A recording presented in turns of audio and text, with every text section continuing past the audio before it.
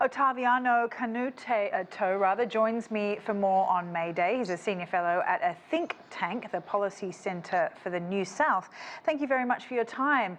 Now, we got a little bit of a flavour there about the conditions currently in Cuba, but what would you say are the biggest issues for the labour markets across Latin America as a whole at the moment?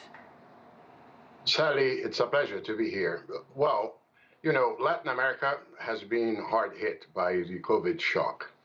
The employment rates fell dramatically and the unemployment rate spiked. And this unemployment, as well as a slight decline in labor force participation, have been persistent. The employment has risen a bit again with the recovery from the COVID crisis, but it has not reached yet the pre-pandemic levels.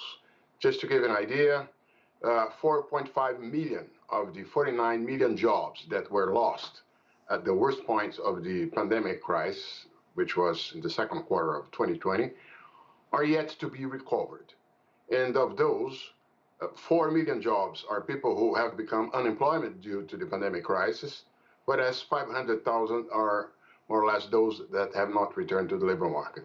At the beginning of this year, it is estimated, the preliminary estimates putting together the countries show that there were about 28 million unemployed people in the region. And the average unemployment rate has been estimated at something close to 9.6%. A little bit better than 2020, but it's still a setback when we compare it to the 8% that we had in 2019. Much of the West, here in the US, we had, of course, job losses during the midst of the pandemic as well, but it seems like the recovery here has had the opposite effect. Now we have a labour shortage for many industries. What is it about these two countries, the two economies, that is having this sort of polar effect? Why isn't it, why aren't we suffering the same problems? See, there are many hypotheses about what has caused the so-called Great Resignation, as you described.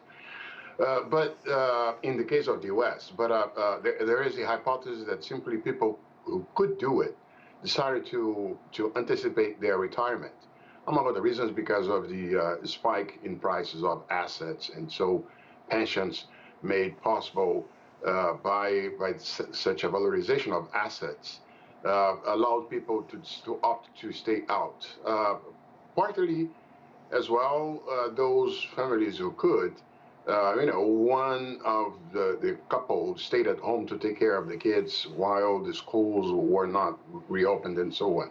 And that's why you have had a recovery a little bit of the supply of labor in this country, but still there is a gap. Now, in the case of Latin America, mostly, whenever there is a shock of this type, and some people decide to stay off the labor force because they don't see perspectives of getting jobs and so on.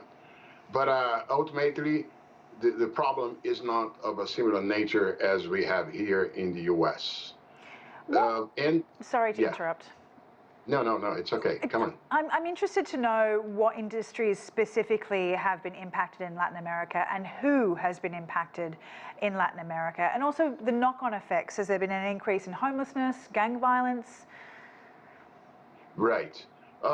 Basically, as everywhere, the pandemic crisis affected particularly the service sectors, the contact-intensive service.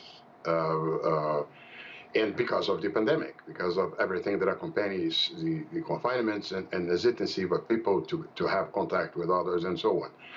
And this made the pandemic crisis particularly tough on women and youth because of the high presence of women and young people and low-skilled labor in segments like hospitality, hotels, restaurants, tourism, and so on, and in the household sector. So this crisis was different from previous ones because, those typically informal occupations were those that felt the brunt of the shock because of the nature of the relationship with the pandemic. And in fact, so not by chance, the the recovery of jobs has been particularly in those segments. Once the region moved to a perception that the pandemic was more under control, and the reactivation of those servers have opened informal jobs for these people. Otaviano Canuto, thank you very much for your time. We much appreciate it. Senior Fellow at the think tank, the Policy Centre for the New South.